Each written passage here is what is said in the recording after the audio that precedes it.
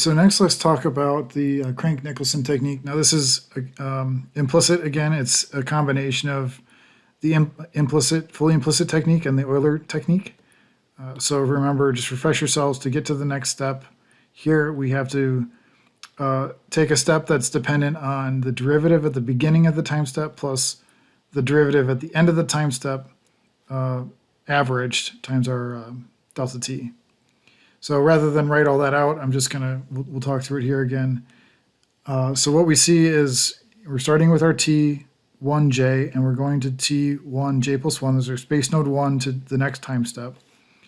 You can see that we are making first an evaluation here that's explicit, right? Evaluation based on the state equation at the beginning of the time step.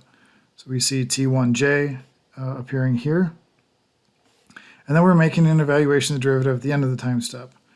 So this is implicit on this term over here. We're evaluating at j plus 1, same as the implicit technique. So that's for the first node. Here's for the ith node, really similar. We repeat this for I equals 2 to n minus 1, and then for the nth node. And we can implement this in ease, again, easily if we have the implicit problem, but let's just look at this in Matlab for now. All right, so looking at the solution here in Matlab, the setup's the same.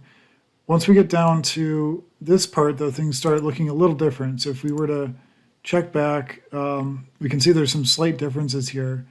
And in fact, so let's say we look at a and n minus 1. So we see minus 2 alpha dt dx squared. For Crank-Nicholson, it's minus alpha dt dx squared. So what happened here? Well, I went back and solved for the j plus 1th terms explicitly. Right? So you could use Maple to do this. You could do it by hand. Solve for the j plus 1th terms explicitly with our formulation that uses both the implicit and explicit evaluation of the derivative. So solve that explicitly, and then we'll bring in everything here. So we're reconstructing our A matrix based on our solution, where we have identified all the things multiplying, the I, j plus 1 terms, and so on. Okay, so we do that here, and then we're calculating our B matrix. Similarly, we're going to step through time.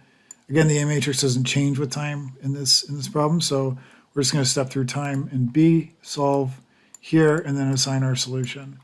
And you could do the same type of thing where we solve it and look at the result in a video.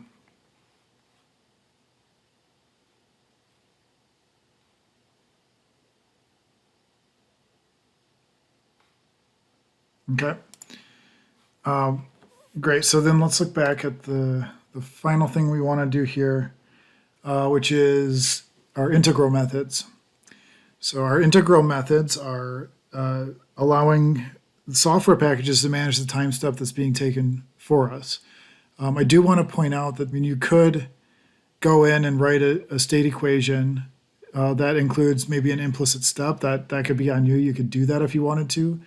But the solvers themselves, as they're stepping through time, they just need to know what the state equation is, or what the values of the state equation, what those are, at any given time. So you could put in an implicit one, you could leave it as explicit and let the time step be, say, a little bit smaller. But either way, the state equation derivation is on you, right? You have to come up with that yourself. So here in the integral methods, what we're doing is we are calculating all the state equations, right? Doing that here.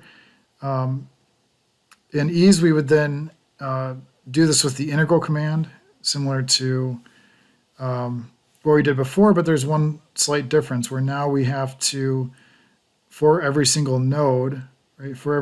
Previously we just said if we want to predict the temperature T, I can do that by assigning that to T initial plus the integral. Now we have to do this for every single node. So we have to write a duplicate loop around what would have been our original equation and duplicate this for every space node I and let the integral command run. Okay, let's look at that example.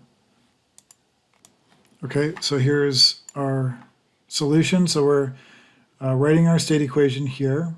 This is now, we're evaluating dt for node 1, space node 1, for space node I, and for space node n. And then we're going to let ease choose the step, and we're going to do this for every single space node.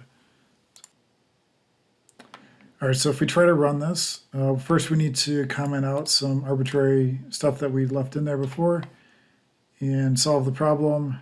And it's going to solve for every single space node.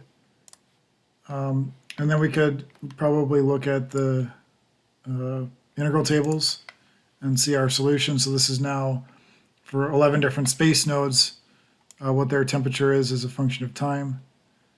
So you can see how the temperature is kind of propagating. It's probably useful to plot this. So you can see that there's similar plots, and this is the same solution we had before, right? It looks exactly the same.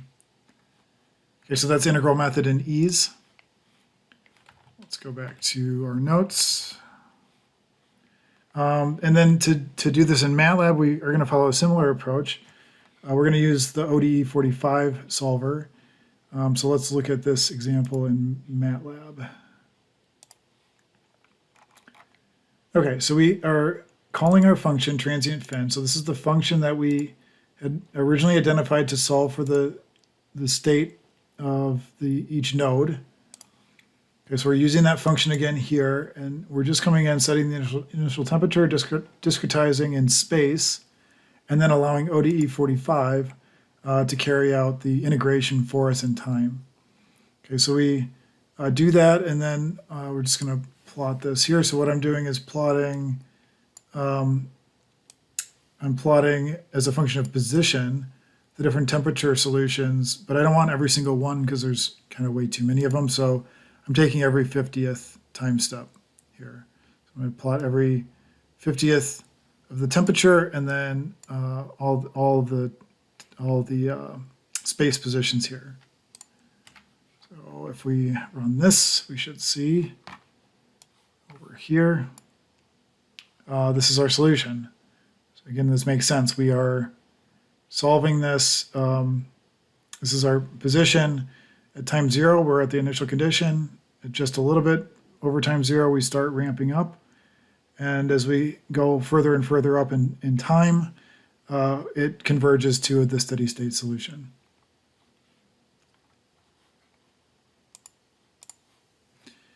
Okay, so that's it. That's all we had for the advanced numerical techniques. And that actually wraps up our unit on conduction. So when we start up after break, we're going to come back and dive into convection a little bit. Thank you.